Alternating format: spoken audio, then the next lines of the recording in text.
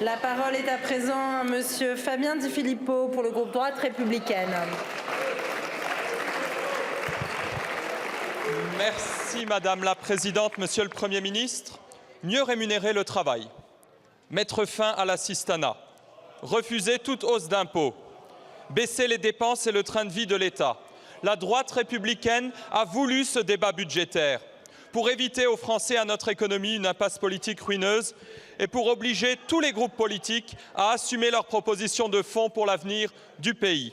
Mais Monsieur le Premier ministre, si au bout des débats le budget devait s'appliquer par ordonnance ou loi spéciale, ce sont vos choix qui décideront les mesures conservées dans la copie finale. Notre groupe revendique des victoires importantes pour la France qui travaille, sur la défiscalisation des heures supplémentaires ou la non-augmentation de l'impôt sur le revenu, par exemple. Cependant, le vote de 40 milliards d'euros d'impôts nouveaux sur les ménages, mais surtout sur les entreprises, obtenu d'ailleurs par l'alliance baroque des groupes situés aux extrémités de cet hémicycle, est inacceptable. En effet, le taux de prélèvement obligatoire dépasserait les 45%, soit plus que sous François Hollande. Au-delà des slogans populistes, l'augmentation de n'importe quel impôt se répercute toujours en bout de chaîne sur le contribuable ou le consommateur.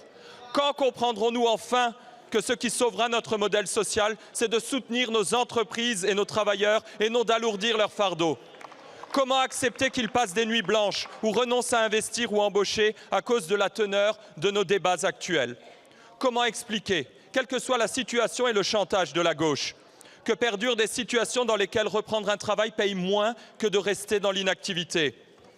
Ou comprendre que votre gouvernement souhaite finalement revaloriser les aides sociales alors qu'il refuse de se positionner clairement sur notre proposition d'allocation sociale unique plafonnée à 70% du SMIC. Alors, Monsieur le Premier ministre, êtes-vous prêt à refuser enfin la folie et les facilités du matraquage fiscal et à soutenir nos propositions d'économie forte pour revaloriser le travail et encourager les entreprises françaises? Merci beaucoup, monsieur le député. La parole est à madame Amélie de Montchalin, ministre en charge de l'action et des comptes publics. Merci beaucoup, Madame la Présidente. Monsieur le député, c'est le moment effectivement de faire un premier bilan des travaux qui ont commencé il y a une dizaine de jours. Et vous m'interrogez sur les impôts. Je veux rappeler que, évidemment, on ne peut pas penser les recettes sans les dépenses et on ne peut pas penser la fiscalité sans les économies. À la fin, si on regarde ce qui a été fait depuis 10 jours, il y a des impôts qui ont augmenté, d'autres qui ont baissé. Pour les ménages, c'est moins 4,5 milliards d'euros d'impôts et pour les PME, c'est moins 3 milliards. Mais ça, c'est la réalité des votes. Je ne tiens pas compte ici de ce que j'appelle les illusions. Les illusions, ce sont effectivement ces plus de 35 milliards d'euros d'impôts sortis du chapeau de certains qui pensent qu'ils pourraient s'appliquer.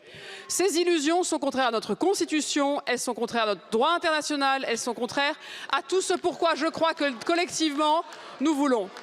Et elles sont contraires à la boussole que nous avons, je crois, collectivement tenue fort pendant ces débats, et je vous remercie à tous ici de l'avoir porté ensemble.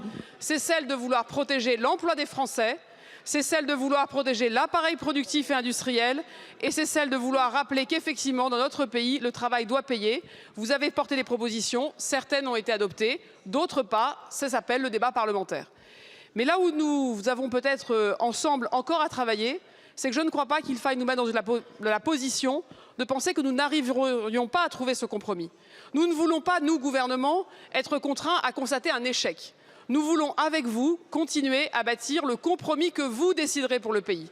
La loi spéciale ou les ordonnances ne sont pas ce pourquoi nous nous engageons, ne sont pas ce pourquoi vous avez passé, et nous avons passé ensemble, des jours et des nuits à tracer un chemin qui doit être positif pour le pays, positif pour l'emploi, positif pour les Français. Deux éléments aussi à rappeler, que ce soit sur la lutte contre la fraude ou sur l'allocation sociale unifiée. Vous connaissez les engagements du Premier ministre, vous connaissez les engagements du gouvernement. Ils seront débattus dans cet hémicycle dans les prochains jours. Je vous remercie. Merci beaucoup, madame la ministre.